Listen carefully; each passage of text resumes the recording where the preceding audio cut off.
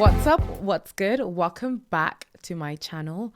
It's your girl Dami. If you're new here, welcome. Here you can find just what I get up to in life as the Lord helps me. Sometimes it's about hair, sometimes it's about my faith journey, sometimes it's just a random discussion. It can be a vlog. In the center of all of this is the Lord being glorified. So I hope as you check out a video, as you check out this video, by God's grace, you check out another video and you get inspired, you get a lesson or two. In today's video, I am so excited to bring to you a new table of discussion. So I always have discussions with my friends and I thought I'll bring it to my channel, right? And this is what I will tell my younger self is about. So I sat down with a couple of friends and we just had a discussion. We just talked about the things that we wish we knew when we were younger. And it's so funny because it sounds pretty simple, right? But everybody had so many different things to say. It was amazing because I also learned a lot, even if, I'm not telling my younger self, like it also helps me now as an adult and as a young adult, if you want to call it. So I hope that this blesses you. I hope you're able to pick up one or two things. Most importantly, for the people that are younger, maybe in their teens or in their early 20s, that you're able to take something out of this and apply so that you don't make the same mistakes again. Because it really does save us a lot of stress when we learn from other people's mistakes in some things. Okay, so without further ado, let's get right into the video. If you'd like to see more of this, don't forget to like, subscribe, and most importantly, share with someone that you believe will be blessed by this. Hey guys, what's up, what's good? Welcome back to my channel. And in today's video, we're continuing with the series of things I wish I knew when I was younger. And I've got a special guest here with me today. Would you like to introduce yourself, darling? So my name is Somto Wobi. I'm from Scotland. I'm from Scotland. I mean, I'm Nigerian, but I live in Scotland.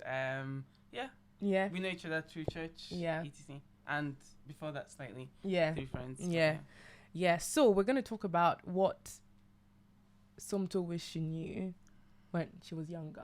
Somto, tell us about yourself though. Like, have you been traveling around the world? Or have you been in Scotland your whole life? So you seem quite multinational, multicultural. Am I?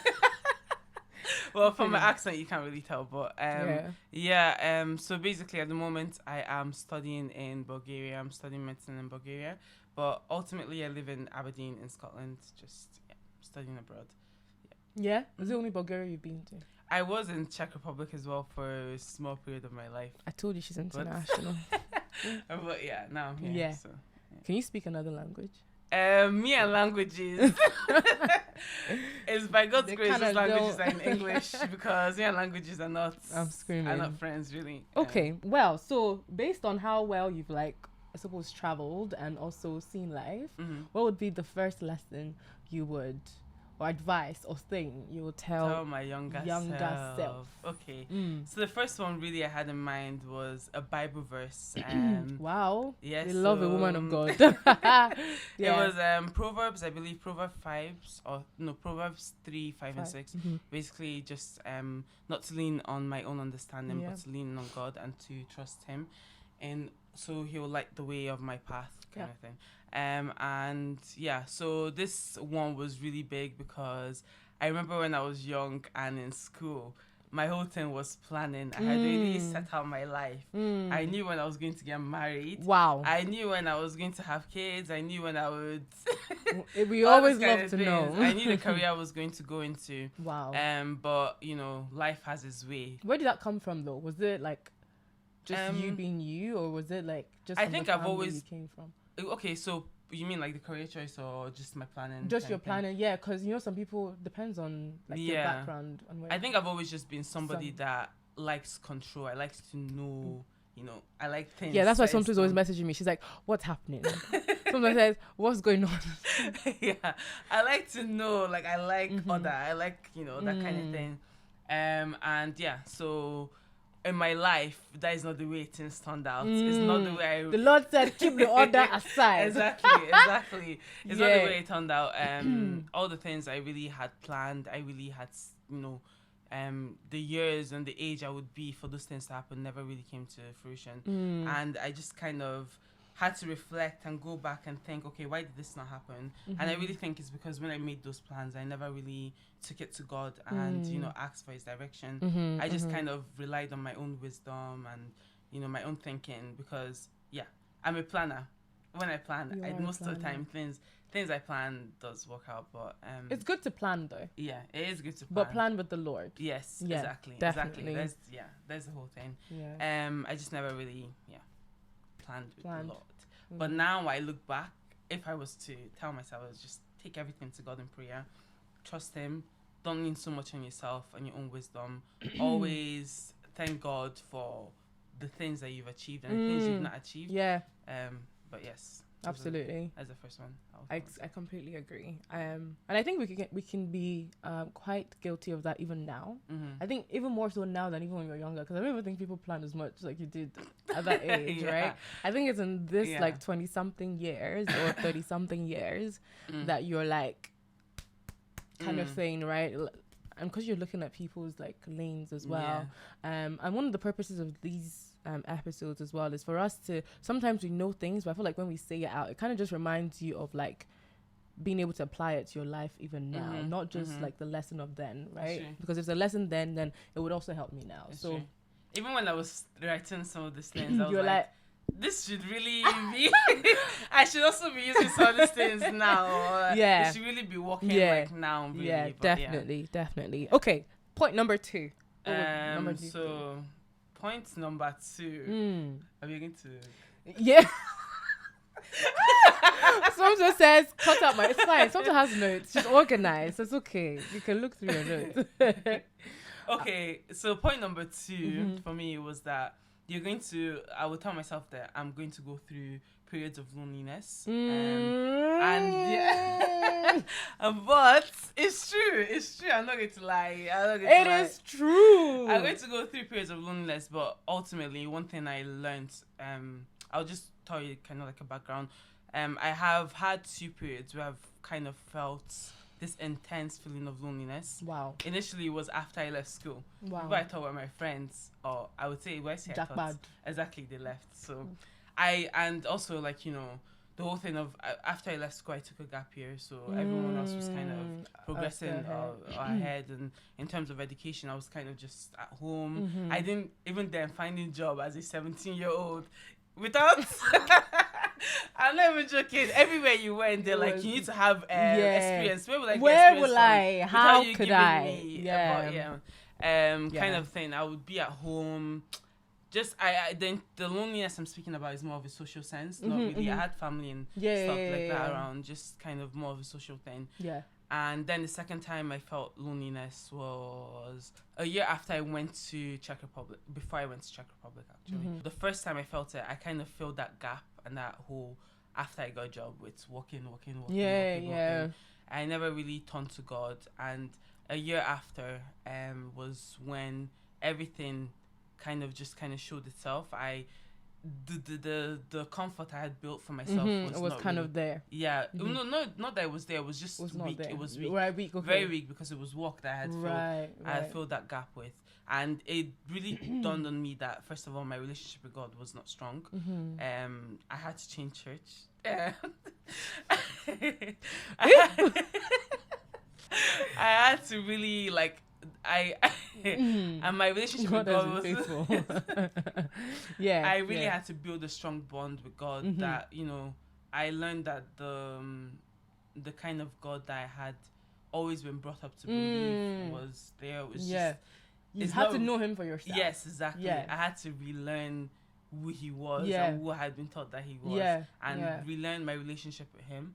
So yes, that is it. Yeah, absolutely. You go through periods of loneliness, but you will get through it. With God. And I think it's fine, actually. And I think we all go through periods of loneliness. If you've never gone through a period of loneliness, you need to check what's happening. Yeah, I feel like you need to check, because it's a case of like, sometimes is it a case of like you are always trying to, because I found myself always trying to fit in, right?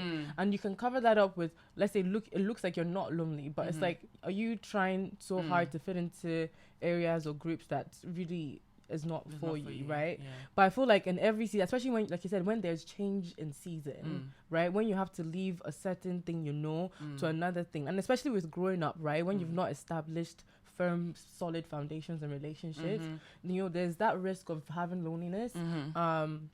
But again, like you said, that's where God comes in, right? Because he's the one that is our comfort even in that time. But it's not a case of dwelling there, but like, asking him, what is this? What are you trying to teach me in this period? Like, what did I do that brought me to this moment?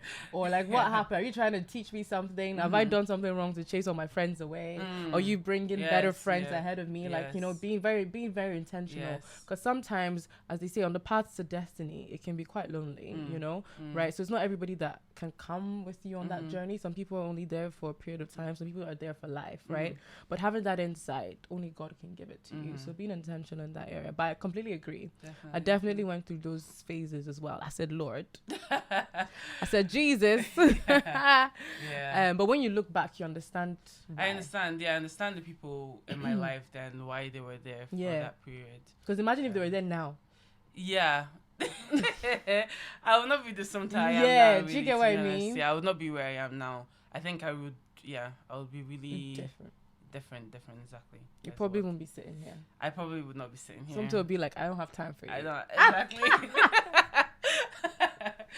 Okay, so the last one, what would you tell? The last one, I would literally look at Somto and tell her, Somto, drag her ear. You need to learn how to be vulnerable. Sprinkle on that one. Like, okay, so I'm a very, I won't say, hey, Chineke. Let's say I'm a very stoic person. I don't really show a lot of emotions. And that's something that that's something that I had to learn. And it made me, even when you brought up about like, did I do something to make my friends kind of go away? Was it because I never really showed them that kind of affection that I had to show as kids? But yeah, I think in every like thing there's always an issue on both sides. There's not just one. Yes, yeah, definitely. But yeah, so I would tell Somto to be vulnerable because in the future you will need it in so many aspects of your life. Just in relationships especially. Learn how to tell people, like learn how to speak up. Learn how to tell people how you feel and how you feel about them. That's the main. And what is vulnerability? Vulnerability. What is that? What would that have looked like?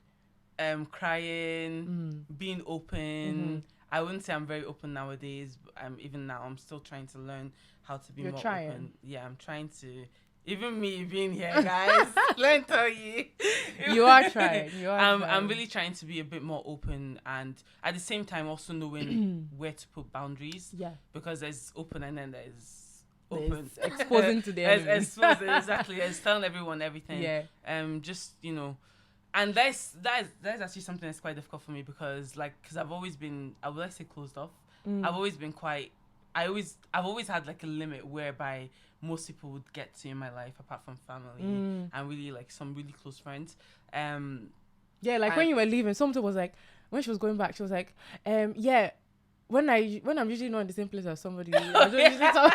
I said, what's this we're talking about? You better answer my call when I call you. No, but it's true. It's something, even like back in Czech Republic, there's people I know that I made really good connections with that Unless you jackpot. Yeah. It's something I'm really working on, really. But I would say start from a very young age. Just try to be open and vulnerable in one way or another. Like people. Yeah. Definitely. I feel like I agree with you on everything. I mean, I don't have to disagree, but I definitely went through that as well. I think looking back, lack of vulnerability can really, can really stifle your relationship. Definitely. I feel like vulnerability is very key. It's something I had to learn the hard way. It's easier said than done, but that's definitely what I'll tell myself as well when growing up. Because it pays, like you said, and you need it now. So I'm glad that the Lord taught me, chastised me. Oh my God, He chastised me. He said you need to calm down. But is that everything? I'm sure there's so much more. So much more. I had to take it down to the main ones. I would want some to these things are going to affect you in the future.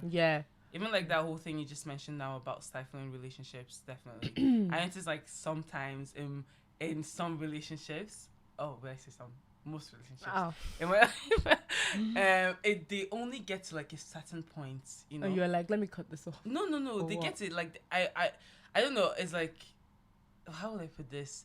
There's only a certain amount I feel like I've trained myself to release to people, you know. And then once it gets to that point, I notice that people kind of either they lose interest or they lose the patience they have to kind of see me open up and be at the same level with them in terms of how much they're giving me as a friend. They kind of lose that patience at that point. And then the relationship just kind of becomes stagnant, or it just kind of dies out. Kind of thing. So, and do you know what's funny? And that, you know, and as much as like you said, and like I said, like learning that, you know, there's certain things that could have made your relationships better growing up. I find that the Lord has shown me there are also people that are for you.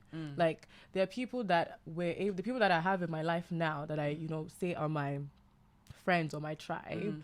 Like it wasn't that I tried to be better, but the Lord really gave them the grace to be able to deal with me, right? You know, like you said, getting to the point of like losing that patience. Yeah. But like these ones were able to like pass those boundaries and like break through those things. And then I was now able to actually fully, should I say, break down kind of thing and open up.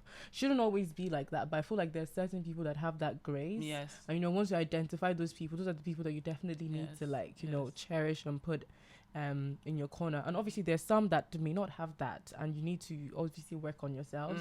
But there are people that are for you. I think the Lord has definitely placed people for you. That's why sometimes there's no need to force anything. Right? Once it gets to the end of a cycle. But anyway, thank you so much for coming. You shared so much wisdom. My God. Imagine if you didn't come today.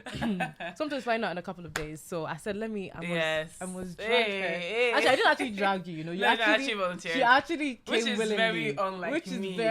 I said, this babe, are you sure you're not? Anyway, thank you so much for coming. I really appreciate it. Thank you for even having me on your YouTube channel.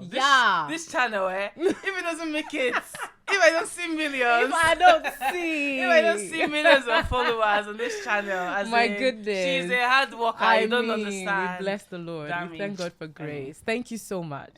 Thank you guys for watching. I hope you're able to get a thing or two from our discussion today. If you want to add a thing or two, please do so in the comments, and make sure you like and subscribe, and I'll see you in my next video. Yes, guys. Bye. Bye. Let's do a thumbnail. What should we do? What do Igbo people do? What do you do? I don't Igbo know. Kwenu. Hey, Kwenu is it?